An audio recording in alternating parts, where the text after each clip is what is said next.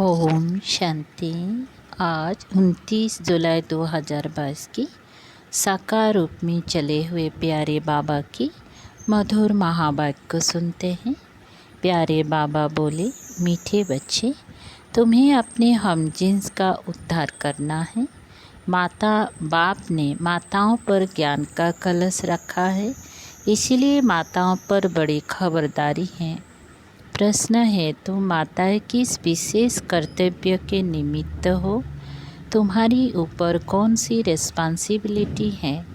उत्तर है, तुम इस पतित दुनिया को पावन दुनिया, नरक को स्वर्ग बनाने के निमित्त हो। बाप ने तुम माताओं पर ज्ञान का कलश रखा है, इसलिए सबको सद्गति देने की रिस्पॉन्सिबिलिटी तुम्हारे ऊपर है। तुम हो शिव शक्ति सेना। तुम्हें अब अपने हमजिन्स का कल्याण करना है, सबको पतित बनने से बचाना है, वेश्याओं का भी उद्धार करना है। गीत, रात के राही थक मत जाना। ओम शांति। बच्चों ने गीत की लाइन सुनी। अब चले वतन की ओर, अर्थात सुखधाम की ओर। सुखधाम की स्थापना अर्थ माताओं को ही रखा गया है। ज्ञान अमृत का कलश माताओं पर रखा है। जैसे ओपनिंग की सेरेमनी व स्थापना की सेरेमनी की जाती है ना, तो परमपिता परमात्मा वैकुंठ की ओपनिंग कराते हैं माताओं द्वारा। कलश माताओं पर ही रखते हैं। तो अब बच्चियों को खड़ा होना है। शक्ति दल है ना, बच्चों पर बाप रिस्पॉन्सिबिलिटी रखते हैं। ऐसे नहीं कि इन गुरुओं पर बाप ने कोई रिस्पॉन्सिबिलिटी रखी है कि सबको सद्गति दो। अभी तुम जान गए हो कि सद्गति देना इन माताओं का काम है। सद्गति होती है ज्ञान से। ज्ञान का कलश माताओं को मिला है। पहले पहले दिखाते हैं कलश रखा जगत अम्बा पर। शास्त्र में तो लक्ष्मी का नाम रख दिया है, यह फर्क पड़ गया है। कलश रखा है तो माताओं पर, काली पर कलश रखा है। काली की महिमा है ना। चित्र तो अनेक बना दिए हैं, तो अब माताओं पर कलश रखा है, क्योंकि इस समय तुम्हारी हमजिन्स माताओं की बुरी गति है। तुम शिव शक्तियाँ कहलाती हो। तुम हो गुप्त सेना। तुम्हारी बुद्धि में उमंग उठना चाहिए। तुम अपना स्वराज्य स्थापन कर रहे हो। वंदे मातरम भी गाया हुआ है। भारत खंड का नाम ही गाया जाता है।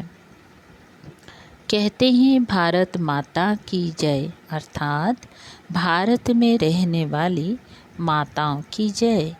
जो माताएं विश्व को स्वर्ग बनाती हैं, ऐसी माताओं की जय।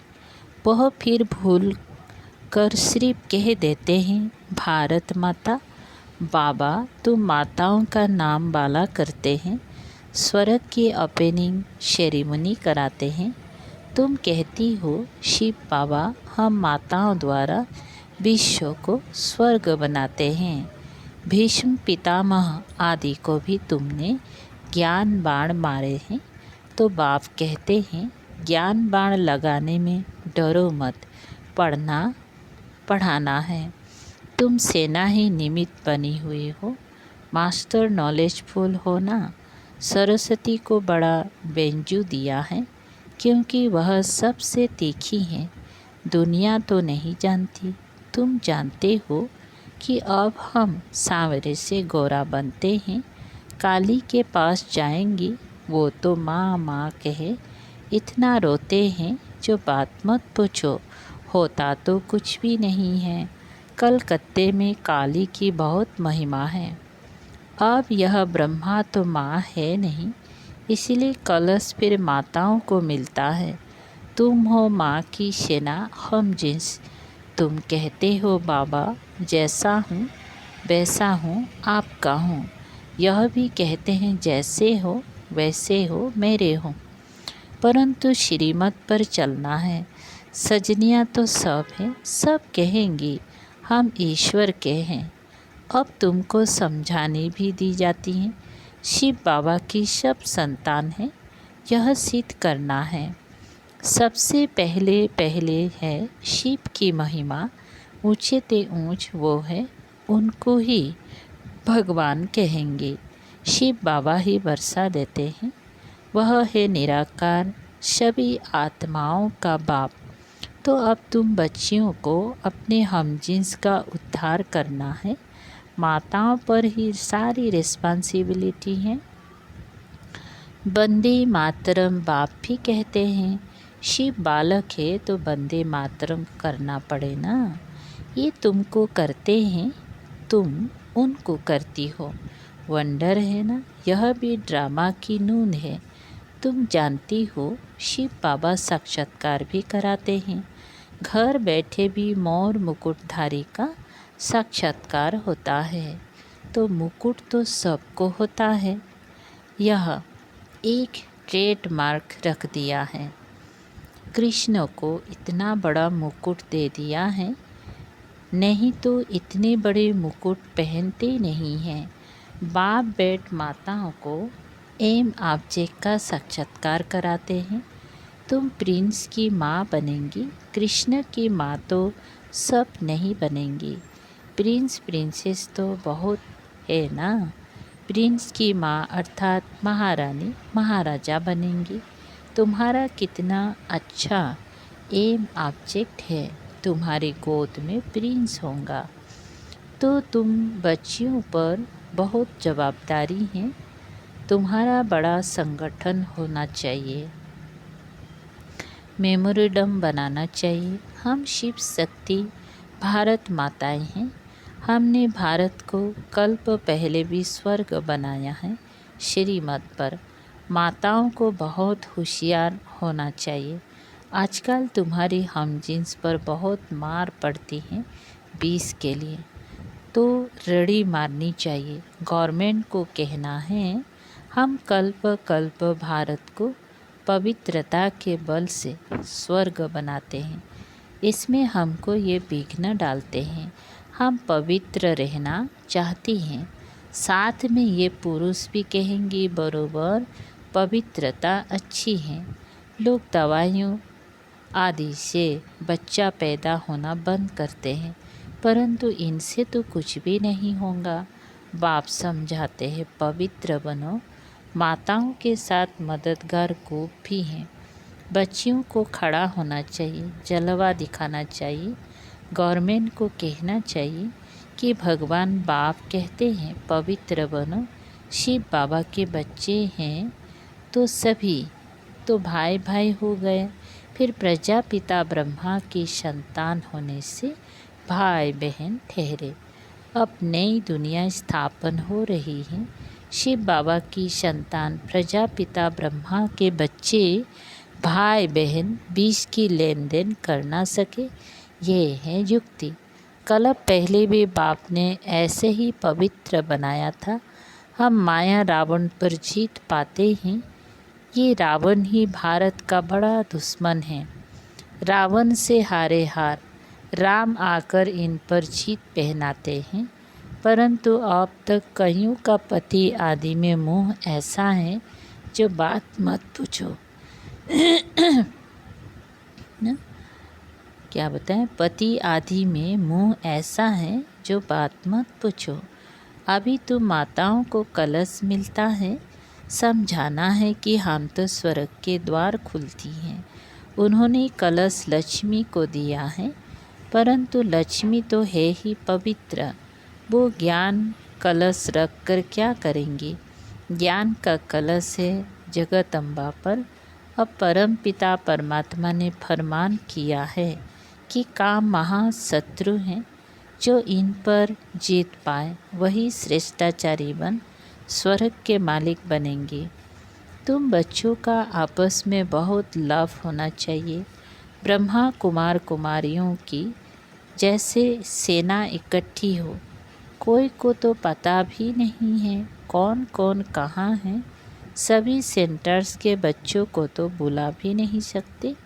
माताओं को बंधन बहुत है, बच्चों को भी संभालना है, नहीं तो पुरुष रिपोर्ट कर देते। यूँ तो पुरुष चले जाते हैं तो घर बार कौन संभालता? कौन संभालता है? तुमको दिखाना है, वो तो हठ युग सिखलाते हैं, हम राजयोग सिखलाते हैं। इसीलिए हमको सेल्वेशन मिलनी चाहिए।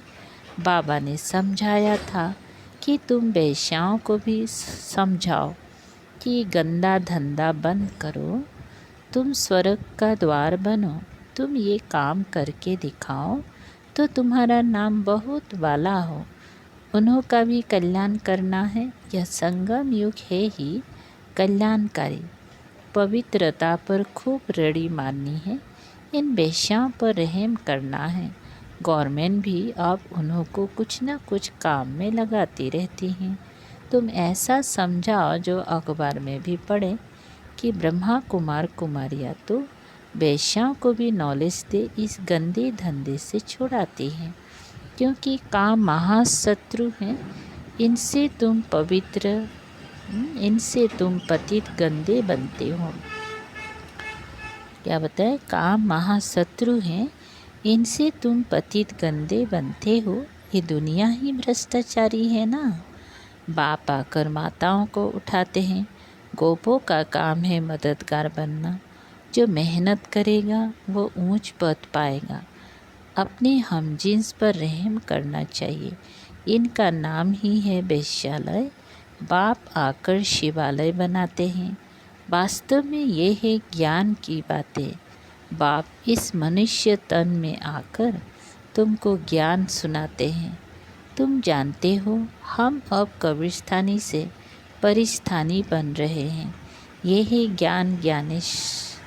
ज्ञान मान सरोवर। ज्ञान में गोता लगाते रहते हैं, बाकी पानी की बात नहीं है। तीर्थ पर जाते बहुत मेहनत आदि करते हैं। पैदल जाना, सामान आदि उठाना बहुत मेहनत होती है। अब तुम समझ गए हो बाबा मनुष्य तन में बैठ ज्ञान स्नान कराते हैं, बाकी परिया आदि कोई नहीं है। तुमको ज्ञान परी बनाने वाला बाबा है। कितनी अच्छी अच्छी बातें धारण करने की है। बच्चियाँ खड़ी हो जाए तो बहुत काम कर सकती हैं। जाना तो तुम माताओं को है। बोलो जहाँ भी वेश्याएँ है उन्हों का संगठन बनाओ, बड़ों बड़ों को समझाओ, परंतु ऐसे भी नहीं बाहर से कहते रहो हमारा तो एक दूसरा ना कोई, और अंदर में और कोई खींचता रहे, ऐसे भी काम ना चल सके। बाप का सच्चा बच्चा बनना है। वो चेहरा खुश मिजाजी का कहाँ? वह चेहरा खुश मिजाजी का कहाँ? अरे बेहद के बाप से मिलने आते हैं तो दौड़ते दौड़ते आकर खुशी से मिलना चाहिए। हम तो जाकर बाबा की गोदी का हार बने, थक नहीं जाना। तुम्हारी याद ही दौड़ी है, वह जिस्मानी दौड़ी, यह तुम्हारी रूहानी दौड़ी। चेहरा खुशी में खिल जाना चाहिए। कोई का पति गुम हो जाए फिर आकर मिले तो स्त्रियाँ गलियों में दौड़ती दौड़ती बाबरी मिसल आकर मिलेगी। ये फिर बेहद का पतियों का पति है, उससे डरना क्या है? जिससे स्वर्ग का वर्षा मिलता है उससे तो भाग भाग कर आए मिलना चाहिए। अच्छा, मीठे मीठे शिकल दे बच्चों प्रति माता पिता बाप दादा का याद प्यार और गुड मॉर्निंग। रूहानी बाप के रूहानी बच्चों को नमस्ते। हम रूहानी बच्चों के रूहानी बाप दादा को याद प्यार गुड मॉर्निंग और नमस्ते नमस्ते। शुक्रिया बाबा, थैंक यू बाबा। सार है नंबर 1, बाप का सच्चा बच्चा बनना है। अंदर एक बाहर दूसरा ना हो। याद के रूहानी दौड़ी में आगे जाना है। खुश मिजाज बनना है तो आपस में बहुत बहुत प्यार से रहना है। शिव शक्ति सेना का संगठन तैयार कर अपनी हमजिन्स को बचाना है। पवित्र बनने और बनाने की युक्ति रचनी है। वरदान श्रेष्ठ स्मृति द्वारा सुखमय स्थिति बनाने वाले सुख स्वरूप भव। विस्तान स्थिति का आधार है स्मृति। आप सिर्फ स्मृति स्वरूप बनो तो स्मृति आने से जैसी स्मृति वैसी स्थिति स्वतः हो जाएंगी। खुशी की स्मृति में रहो तो स्थिति भी खुशी की बन जाएंगी, और दुख की स्मृति करो तो दुख की स्थिति हो जाएंगी। संसार में तो दुख बढ़ने ही हैं, सब अति में जाना है, लेकिन आप सुख के सागर के बच्चे, सदा खुश रहने वाले, दुखों से न्यारे सुख स्वरूप हो। इसलिए क्या भी होता रहे लेकिन आप सदा मौज में रहो। स्लोगन: समय रूपी खजाने को व्यर्थ से बचाना यही तीव्र पुरुषार्थी की निशानी है। अच्छा, मातेश्वरी जी के अनमोल महावाक्य। भारत का प्राचीन युग परमात्मा द्वारा सिखाया हुआ है। अपना ये ईश्वरीय युग भारत में प्राचीन युग के नाम से मशहूर है। इसलिए युग को अविनाशी युग क्यों कहते हैं? इस युग को अविनाशी युग क्यों कहते हैं? क्योंकि अविनाशी परमपिता परमात्मा द्वारा सिखाया गया है। भल योग और मनुष्य आत्माएं भी सिखाती हैं ना। भल योग और मनुष्य आत्माएं भी सिखाती हैं। इसीलिए युगाश्रम वगैरह खुलते रहते हैं, परंतु वह प्राचीन योग सिखला नहीं सकते। अगर ऐसा योग होता तो फिर वह बल कहाँ? भारत तो दिन प्रतिदिन निर्बल होता जाता है। इससे सिद्ध है वह योग अविनाशी योग नहीं है।